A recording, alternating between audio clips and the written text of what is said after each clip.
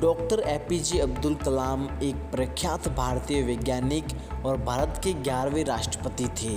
उन्होंने वर्ष 1998 में पोखरण द्वितीय परमाणु परीक्षण में महत्वपूर्ण भूमिका निभाई। डॉक्टर कलाम को मिसाइल मैन भी कहा जाता है। उनका प्रारंभिक जीवन। अवुल पकीर जैनुल आबिदीन अब्दुल कलाम का जन्म 15 अक्टूबर 1931 को तमिलनाडु के रामेश्वरम में हुआ था। उनके पिता जैनुल आबिदीन एक नाविक थे। उनकी माता अशी अम्मा एक गृहिणी थी। उनके परिवार की आर्थिक स्थिति ठीक नहीं थी, इसलिए उन्हें छोटी उम्र में काम करना पड़ा।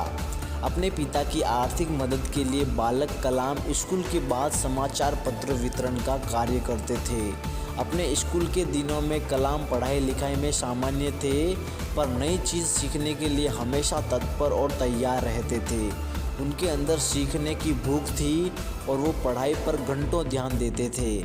उन्होंने अपनी स्कूल की पढ़ाई रामनाथपुरम सुयार्ज मैट्रिकुलेशन स्कूल से पूरी की और उसके बाद तिरुचिरापल्ली के सेंट जोसेफ्स कॉलेज में दाखिला लिया, जहां से उन्होंने सन 1954 में भौतिक विज्ञान में स्नातक किया। उसके बाद वर्ष 1955 में वो मद्रास चले गए, जहां उन्होंने एरोस्पेस इंजीनियरिंग की शिक्षा ग्रहण की। वर्ष 1960 में कलाम ने मद्रास इंस्टीट्यूशन ऑफ टेक्नोलॉजी से इंजीनियरिंग की पढ़ाई पूरी की। उनका career. Madras institution of technology से इंजीनियरिंग की पढ़ाई पूरी करने के बाद कलाम ने रक्षा अनुसंधान और विकास संगठन DRDO में वैज्ञानिक के तौर पर भर्ती हुए। कलाम ने अपने कैरियर की शुरुआत भारतीय सेना के लिए एक छोटे हेलीकॉप्टर का डिजाइन बनाकर किया। DRDO में कलाम को उनके काम से संतुष्टि नहीं मिल रही थी। कलाम पंडित जवाहरलाल नेहरू द्वारा गठित Indian national committee for space research के सदस्य भी थे। इस दौरान उन्होंने प्रसिद्ध अंतरिक्ष वैज्ञानिक विक्रम साराभाई के साथ कार्य करने का अवसर मिला। वर्ष 1969 में उनका स्थानांतरण भारतीय अंतरिक्ष अनुसंधान संगठन इसरो में हुआ। यहाँ वो भारत के सैटेलाइट लॉन्च व्हीकल परियोजना के निदेशक के तौर पर नियुक्त किए गए थे। इसी परियोजना की सफलता के परिणाम स्वरूप भारत का प्रथम उपग्रह रोहिणी पृथ्वी की कक्षा में वर्ष 1980 में स्थापित किया गया। इसरो में शामिल होना कलाम के कैरियर का सबसे अहम मोड़ था और जब उन्होंने सैटेलाइट लॉन्च व्हीकल परियोजना पर कार्य आरंभ किया, तब उन्हें लगा जैसे वो वही कर रहे हैं जिनमें उनका मन लगता है। 1963-64 के दौरान उन्होंने अमेरिका के अंतरिक्ष संगठन नासा की भी यात्रा की। परमाणु वैज्ञानिक राजा रमन्ना ने कलाम को वर्ष 1974 में पोखरण में परमाणु प्रशिक्षण देखने के लिए भी बुलाया था। 70 और 80 के दशक में अपने कार्यों और सफलताओं से कलाम भारत में बहुत प्रसिद्ध हुए और देश के सबसे बड़े वैज्ञानिकों में उनका नाम गिना जाने लगा।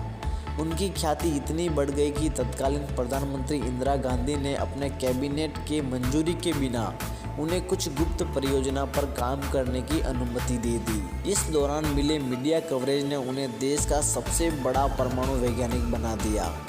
वर्ष 1998 में डॉक्टर कलाम ने हृदय चिकित्सक सोमा राजू के साथ मिलकर एक कम कीमत का कोरोनरी स्टेंट का विकास किया। इसी कलाम राजू स्टेंट का नाम दिया गया। भारत के राष्ट्रपति।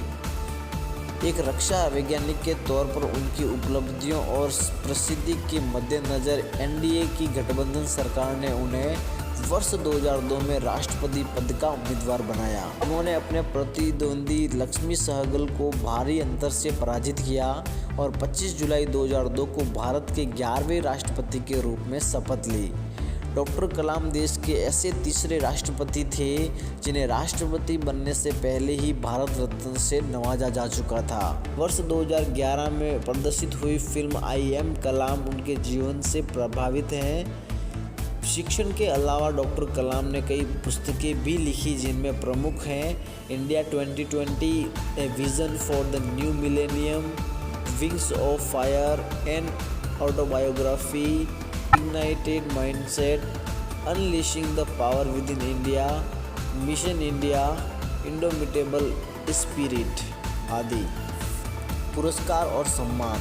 भारत सरकार ने उन्हें पद्म भूषण, पद्म विभूषण और भारत के सबसे बड़े नागरिक सम्मान भारत रत्न से नवाजा। उनकी मृत्यु 27 जुलाई 2015 को भारतीय प्रबंधन संस्थान शिलांग में अध्यापन कार्य के दौरान उन्हें दिल का दौरा पड़ा, जिसके बाद करोड़ों लोगों के प्रिय और चहेते डॉक्टर अब्दुल कलाम परलोक सिधार गए। उनका महत्वपूर्ण कोट: इस दुनिया में असंभव कुछ भी नहीं।